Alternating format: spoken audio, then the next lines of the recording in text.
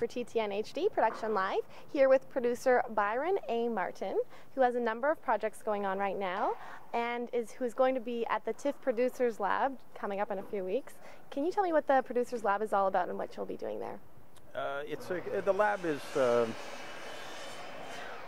till he's done here, it is a collection of about, I think there's 12 of us from Canada and 12 of us from Europe who get together and really talk about films and talk about, working together and trying to find projects to work on together, as well as introduce Europeans to the Canadian system to partner for co-production.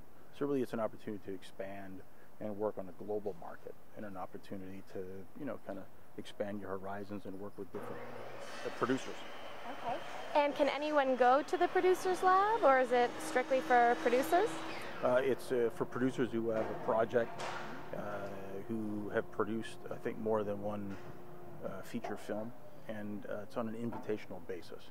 So you apply and you get accepted to attend. Okay, great. And you have a feature documentary coming out soon. I do. The Carbon Rush. I do. Can you tell me a bit about that? Yeah, the Carbon Rush is about, it's a feature documentary on carbon trading that we shot in 8 countries around the world. We shot in Honduras and Spain, we shot in Brazil, we shot in India, Panama, we shot in Scotland, Hungary, Canada, all over the place. And really it's about communities and how they're affected by carbon offset projects, and how people, for example, people in Honduras, have been killed. And we broke a story that came out in February where we were interviewing people who, once an announcement was made by the president of Honduras that there was a lot of money going into an infrastructure project in Honduras, all the land around the property was given to a bunch of campesino farmers. And so they just went out to the fields and they slaughtered them. And 2 people that we were going to interview, the president and the treasurer of an environmental agency that day, were assassinated. So we broke that story internationally when we were there, because the world was dealing with Egypt and that social media event, and other projects that have been going on in India that we focus on. So that's really the essential element of the movie. It's about dealing with communities who have been directly affected by carbon projects.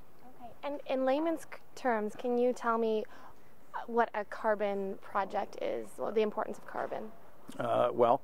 In its essential, it's leftover from the Kyoto Protocol, and that if you have excess carbon,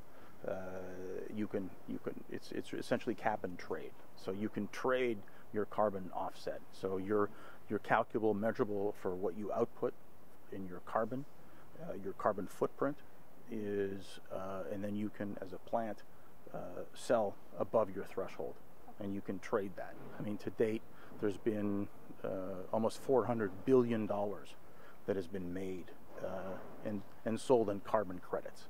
So it's a very lucrative business.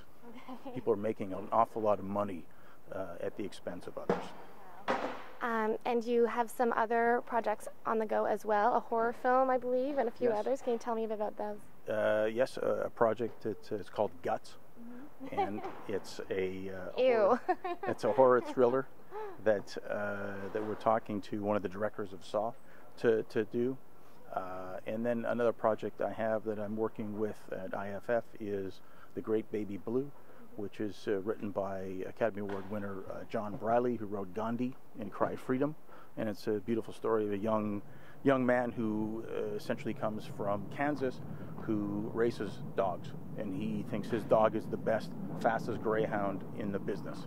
And he goes to Florida to get the best trainer, excited about his dog, and they form a partnership to go on to win the Hollywood Classic, which is the kind of the Kentucky Derby of horse racing. The Hollywood Classic is the event in greyhound racing. Oh, wow.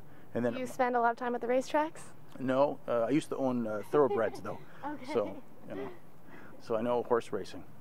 And then my other project that we're working on is an animated feature, 3D project called Alibaba and the 40 Thieves, and it's an updated version of that classic tale that we're doing in 3D. Okay.